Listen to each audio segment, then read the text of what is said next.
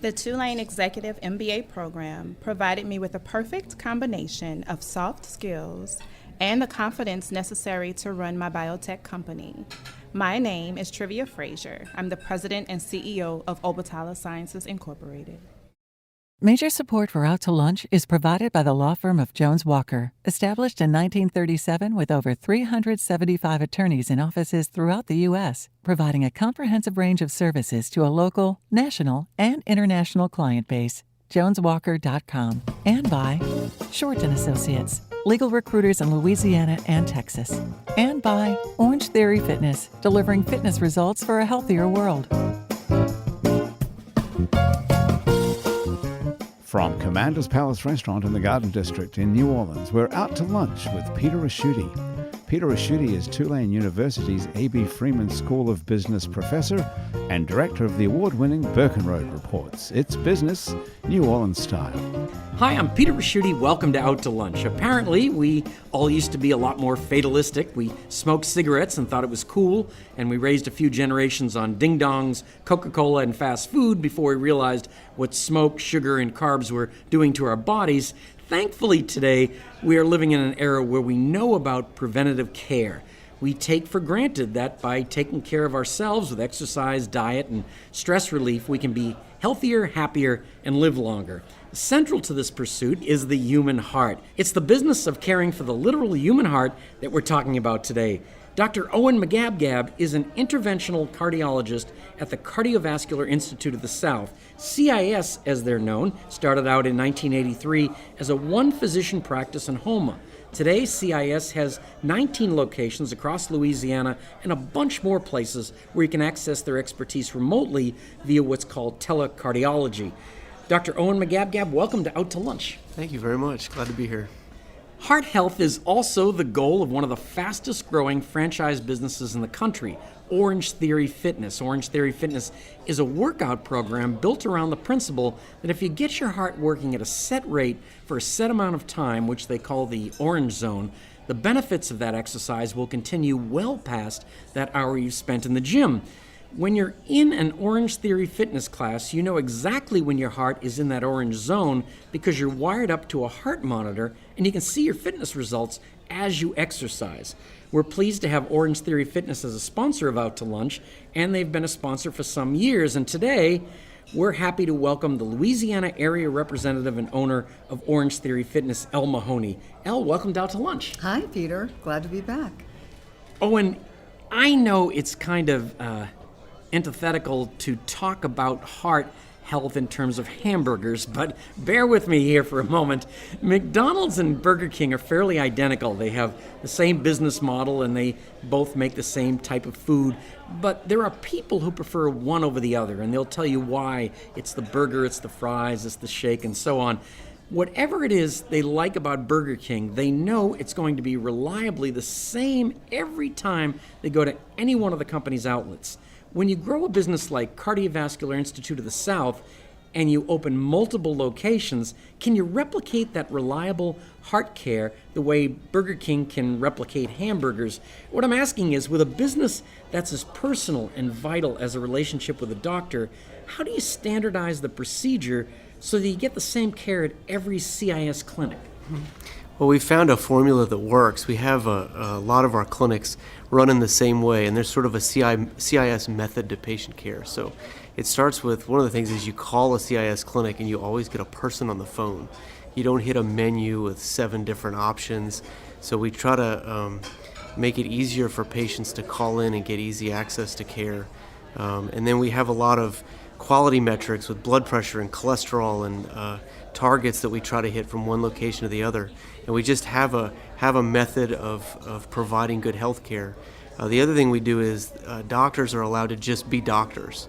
So a lot of the staff is exceptionally well trained at taking care of a lot of the non-doctor related stuff you get yourself caught up to in modern healthcare. So you're allowed to really focus on taking care of your patients.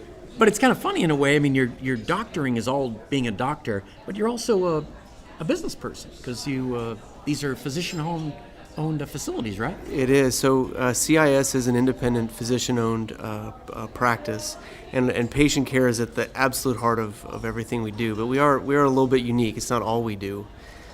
So we also manage cath labs for hospitals around the state. So cath labs are these minimally invasive, kind of like operating room areas, and they can be very wasteful and ineffective and not great places for patient care. But just like we have in our clinics, we have a formula for making efficient, well-run, patient-centered cath labs. So we often work with hospitals to sort of optimize their care, reduce waste, and it makes for better patient outcomes and better bottom line for the hospitals. Elle, as I mentioned, Orange Theory Fitness is one of the fastest growing franchises in the country. It's in the same league as Taco Bell and ahead of Jack in the Box and Planet Fitness and Sonic. That's factual information. What is less factual, but might in some way be explanatory, is the anecdotal evidence of people who belong to Orange Theory Fitness. When these people talk about their workout at Orange Theory, and I've met many of them, they seem to have almost a religious-like zeal. What I'm wondering is, how much does this personal enthusiasm account for the nationwide success of the business? Is it simply this enthusiasm that creates word-of-mouth referrals, which is fueling the massive growth of Orange Theory Fitness, or is it not just part of it, and there's also some slick central marketing coming from the head office? I think it's really based on the fact that we have a world-class program that delivers results, and our members respond to it. And they're enthusiastic about achieving these results in an environment with a bunch of other people who are doing the same thing. And so it's a lifestyle, and they're connecting with other people who value a lifestyle that has heart health as part of it, overall health, and it's fun. And it's fun to communicate with other people that are like-minded. And I think community is something that we really drive a lot of focus on, is working creating. Out by yourself doesn't give you the same feel. Some people like it. Some people are really just kind of individual contributors. Elle, were you, what got you started? Were you just were you like a client at first? Did you? I was. Okay. Yeah. I joined Orange Theory, the very first studio that they opened in Fort Lauderdale, Florida, where I'm from, and 6 months after they opened. And after about 3 years, I got wind that they were going to really drive the franchise model, and it occurred to me maybe I should get involved. And I had been, a corporate employee of Siemens and IBM for 20 years, and Heard of both of those. yeah, and I just decided that it was time to step away and try something completely different, and so I cashed in my 401k and threw in behind it. When you first thought about it, you heard there was the opportunity, but what was the first step? Did you talk to other franchise owners? Would that be one of the things you'd suggest for people? Well, I went around and visited as many Orange Theories as I could. So I flew to Minnesota. We're one of the very earliest groups. The owners knew each other from owning European Wax and Massage Envy. So they had been franchise owners of that and sort of said, well, we're going to start this Orange Theory Fitness idea. Do you want to jump in? So those owners are the ones that I went around to visit, are these Massage Envy owners. So yes, they were other franchise owners and started talking with us about the financial modeling and what we could expect, budgeting. They were very open about sharing what their costs were and the pitfalls, and so I, over time, became more and more convinced that this is something I could do. I had been in sales, and so, we're all in sales. Some of us has realized it, and some of them are about to. So yes, I did do a little checking around like that, and I also worked out at them, and they were as similar as they could be. We've gotten a lot better at that. I think people want a consistency of experience where they kind of know what to expect. And now that there's 1,250 open in the United States. It's more meaningful that when you're a member one, you're a member of all. Cardiology seems kind of confusing to most people. Like, I remember going to a heart doctor and him immediately telling me I'm in the wrong place. I needed a plumber, and he was an electrician. Which I thought was this kind of this Home Depot explanation was just at my level. And where do you fit in all that? Well, cardiology's gotten very segregated into niches, and what it comes from is that the more you do of one particular thing, the better you get at it, right? If you're a cardiologist that does a little bit of everything, you never really master any one thing, and that's been a big part of all medicine lately. My niche is I take care of people who have very complex heart blockages. So if you have a simple blockage, you typically get stents, right? Would Easy. That be we can plumbing? Would that be? It is a plumbing. Okay, all right. It is a plumbing issue. That's correct. But we can do that now easily, like through the wrist artery. It's an in and out type of thing a lot of times. And if you have complex blockages, the standard of care is still to get bypass surgery, open heart surgery. But not everyone can get open heart surgery for various reasons. Either they've had it before, and the grafts went down, or they have a weak heart muscle and they can't go through that. Age plays into it. And traditionally, if you couldn't get stents or heart surgery, you're just kind of, left to suffer. So we brought one of the guys that trained me. They brought a lot of these advanced techniques from Japan of using stents and balloons and catheters and getting these complex blockages open. They're called coronary chronic total occlusions, and it's for people who can't get bypass a lot of times. And so I actually travel around the state to different CIS sites and do them at those places as well as the hospitals here in town.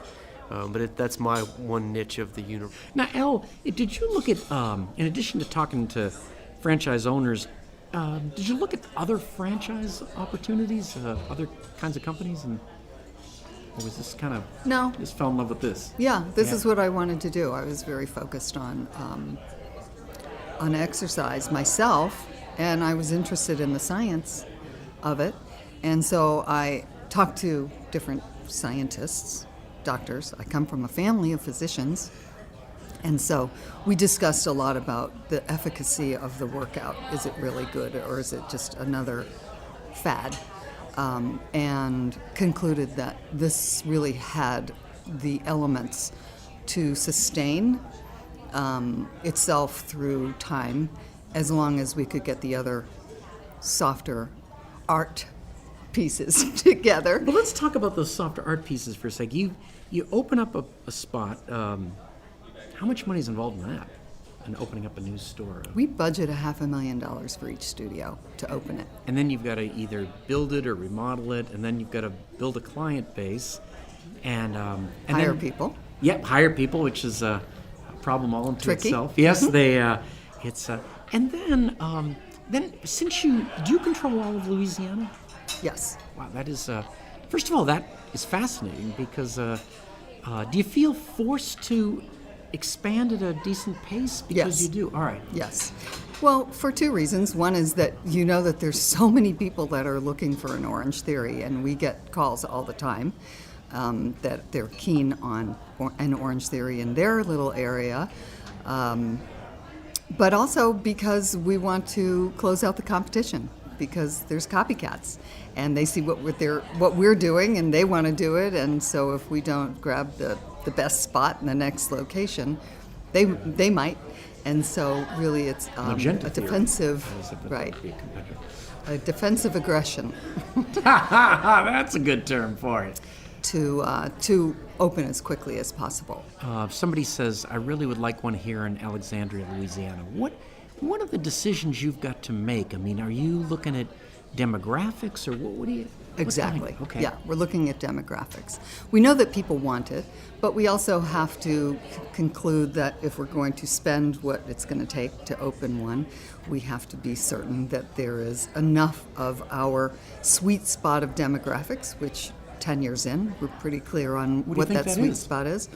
It's young professionals who are, most of them are single, but a lot of them have young families, and so there has to be enough leftover income in order to sustain an Orange Theory membership, which isn't in the order of a Planet Fitness or an Anytime or a Snap. You pay for what you get. And when you get personal training and a world-class program, it's a little bit more expensive. So we have to make sure that there is the jobs infrastructure to support that demographic to select something like Orange Theory. And it's also distance, from where we are. Now, your folks were physicians, and what about you, Owen? Were your folks physicians? No, my dad was in the oil field. He was an engineer. He thought this was a terrible idea, but it's funny. It's funny you talk about demographics. I mean, we look at similar things, but we're looking at the opposite. I was spectrum, just thinking right? about that. So, You're looking for people that probably need help. Well, one thing is Louisiana is not a beacon of heart health, so you have a lot of stop a the lot of work to presses. do. That's going to be. We work on some of the sicker ends, so we still have really high smoking rates in Louisiana. We're always in the top 3 in the nation. We have high diabetes rates. One of the things that we look for, we do a lot of limb salvage procedures to prevent amputations for people with poor circulation. And there's a lot of amputations that go on in Louisiana, so some of the sickest of the sick patients are here. And we have a long way to go. In Orange Theories. We're doing our part. You're doing your part. It's awesome. Actually, absolutely is. you're against each other, right? This is so good. She does so terrific. No, not at all. No, okay, all right. Believe we work me, together.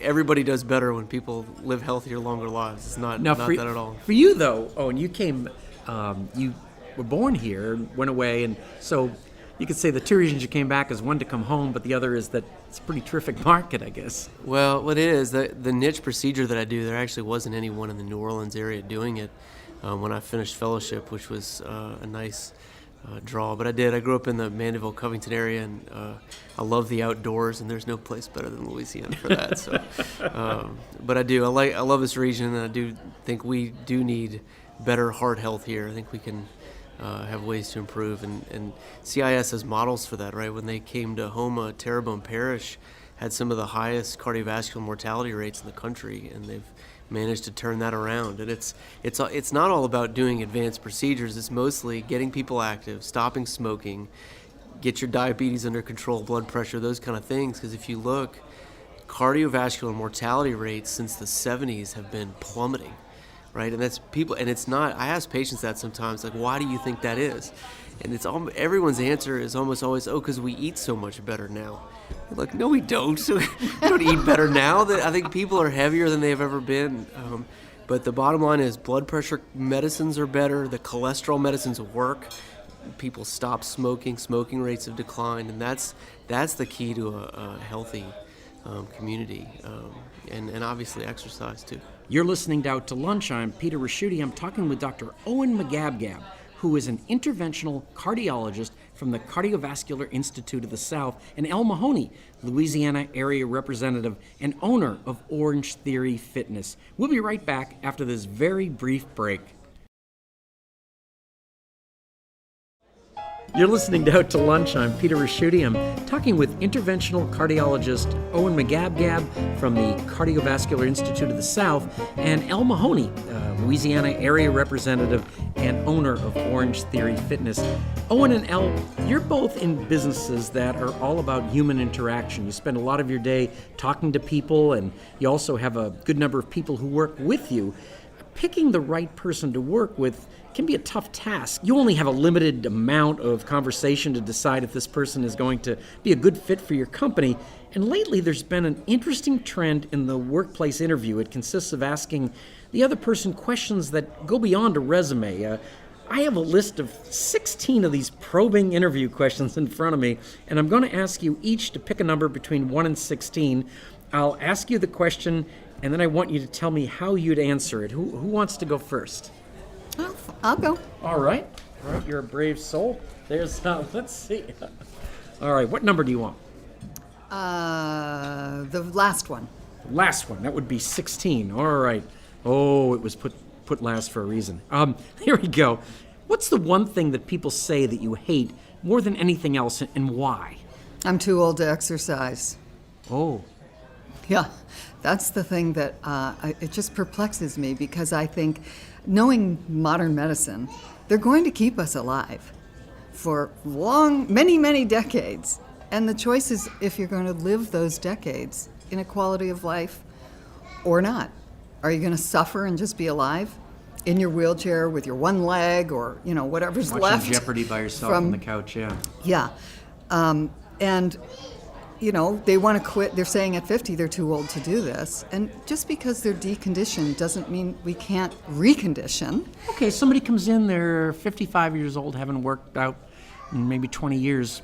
How do you convince them, and what do you get them started with? Well, because everybody wears a heart rate monitor during our workout, that gives us insight into what their activity level should be as they're actually working out, and they get feedback, as well does our coach. So our coach is able to look there and see if they're overtraining. So there's somewhat of a control there, both from what the individual can see as well as their certified coach, who is protecting them and themselves, the coach, so that they don't overtrain or undertrain and thereby don't get results. And it's really talking with them. We'll buddy up. I will work out with anybody. I'm 64 and I do the workout every other day. I'll work out next to someone. Work out with the owner. That is so cool. Absolutely. I'm totally happy to do that. And my managers feel the same way. As any of our front desk staff or the coaches, we really want to encourage people to do it because we know it's the right thing for them, as long as their doctor clears them. If they've had, Where would we find a doctor? Oh, wait. Yeah. And what, I'm going to give you that same situation, numbers 1 through 16. Which one do you want? How about 11? 11. All right, 11. Oh, this is kind of wild for a physician. 11. Tell me about the worst boss you've ever had. Wow, that's so. When you go through a lot of medical training, you have a lot of bad bosses. It's now these are fellow doctors? Well, no, there used to be. It's not as much anymore. But when you go through medical training now, when you're a trainee, you're treated pretty well, right? But it wasn't always that way, right? Your attending physician or the senior physician would often treat the junior residents and fellows very, very poorly. So, there were work hour restrictions and all these things. You'd be up for days at a time and things like that. None of that happens anymore. But no, we've had some bad ones. I remember one time I was on a neurosurgery rotation, and neurosurgery, people don't realize this, but you operate with these little suckers a lot, right? And I remember it was like 2 a.m, and they brought the attending neurosurgeon. We handed him the wrong suckers, and he starts bending them and throwing them around the room at all the cath lab, at all the staff in the operating room. But you'd be amazed at how different that is now. That kind of stuff doesn't happen anymore. But it sounded like it was fraternity hazing or something. There's absolutely the people that you went through your internship with are like your fraternity brothers. I mean, it's you were no doubt you were being hazed. There's no doubt about that. Well, let me ask you, if you were interviewing somebody and they gave you the response that you gave me, what would you be thinking? Like you mentioned the thing you hate to hear. Yeah, I'd be thrilled, really. If they asked me, if they responded like you did, would that be somebody you'd like to hire? Absolutely, because they're optimistic that anybody can change their life through exercise, in addition with other elements of a healthy lifestyle. But if they believe that someone that is their mother's age, 50 or 55, can't work out, then they're never going to encourage someone who walks in that looks like their mom, who hasn't worked out for 20 or 25 years. And science shows us that well into your 90s, you can gain muscle mass. So Muscles kind of protect attitude. our bones. We need muscle. It's not about the habitus, the shape of the body looking thin. It's about the heart being healthy. If the heart is healthy, you have a fighting chance for every other system in the body to be healthy. So you're hearing, in that response, you're hearing kind of a positive Yes. message. And, Right. And Dr. McGabgab, your response, and first of all, you picked a very difficult question. What do you think you'd like to hear? I mean, that's a very tough one because you have to respond with something, and yet you don't want to seem like a guy that always hates bosses. No, so you definitely don't want to point out one particular one who might be listening, right? No, that's very true. But the educational part of medicine has changed a lot. It's no longer what it was, where they belittled the trainees and stuff like that. And physician education continues on. Now it's a lot more cordial. There's great meetings. We host a bunch of them around the country, sort of educating physicians, because it doesn't stop with residency and fellowship, right? It goes on all throughout your career. Our field in particular, it changes so fast. So the things that were done 10, 20 years ago have completely turned on their head. So you have to stay current. You have to always keep up with postgraduate and physician training, and we are big proponents of that. And you had an academic research kind of background at one point. To become a business person with these multiple facilities and all that, did you go get an MBA? What did you do? Because this is a very different world. No, the way CIS works, we have an incredible management staff. We have a CEO and COO that operate a lot of that. So, in a regular physician practice, you as the physician have to worry about hiring the nursing staff and the clinic staff and stuff like that. But we have very experienced nurses and clinic staff who hire the new office staff. It's really on autopilot and is run extremely well, so we can focus on being doctors and not having to fight through a lot of that. And so your ownership is just kind of a financial thing more than running the whole program. That's correct. It is a physician-owned practice, but we don't work as much with the day-to-day operations. We have individuals who run a lot of that HR stuff and take care of a lot of that. There are quite a few parts of the human body that we can do without. You can get by with one leg, one kidney, even one lung, but you've only got one heart, at least at this stage of human development. You can't live without it, so you need to take care of it. Owen and Elle, if you have to go to work every day, you couldn't be doing anything much more valuable for the human race than working on heart health. Thank you for everything you do, and thank you both for taking the time to join me for Out to Lunch today. Thank you for having us. My guests in Out to Lunch today have been Dr. Owen McGabgab, interventional cardiologist at the Cardiovascular Institute of the South, and Elle Mahoney, Louisiana area representative and owner of Orange Theory Fitness. You can find out more about the Cardiovascular Institute of the South and Orange Theory Fitness by following the links on our website, itsneworleans.com. The producer of our show is Grant Morris, our technical producer is Eric Merle, and our researcher is Maggie Mendel. You can listen to the show and to past episodes of Out to Lunch wherever you get podcasts, including Spotify. And you can find all of our podcasts at itsneworleans.com. If you want to know what we look like, you can find photos from this show on itsneworleans.com, It's New Orleans Facebook page, and on Instagram. These photos were taken today by Jill LaFleur. You can find more of Jill's photos at lafleurphoto.com. Out to Lunch is a production of INO Broadcasting for itsneworleans.com and WWNO 89.9 FM. I'm Peter Raschuti. Thanks for joining me. I look forward to meeting you again next week around the table here at Commander's Palace for more business, New Orleans style, on Out to Lunch. Out to Lunch is recorded live over lunch at Commander's Palace in New Orleans. Commander's Palace serves lunch Monday to Friday, jazz brunch on Saturday and Sunday with live music, and dinner 7 nights a week. Mitchell Foreman wrote and performs all the music on Out to Lunch. You can hear Mitchell's music anywhere great jazz is sold or streamed, and at mitchellforeman.com. Major support for Out to Lunch is provided by the law firm of Jones Walker, established in 1937 with over 375 attorneys in offices throughout the U.S., providing a comprehensive range of services to a local, national, and international client base. JonesWalker.com. And by Short & Associates, legal recruiters in Louisiana and Texas. And by Basics Swim and Gym and Basics Underneath Fine Lingerie, the It's New Orleans Happy Hour podcast. And by Orange Theory Fitness, delivering fitness results for a healthier world.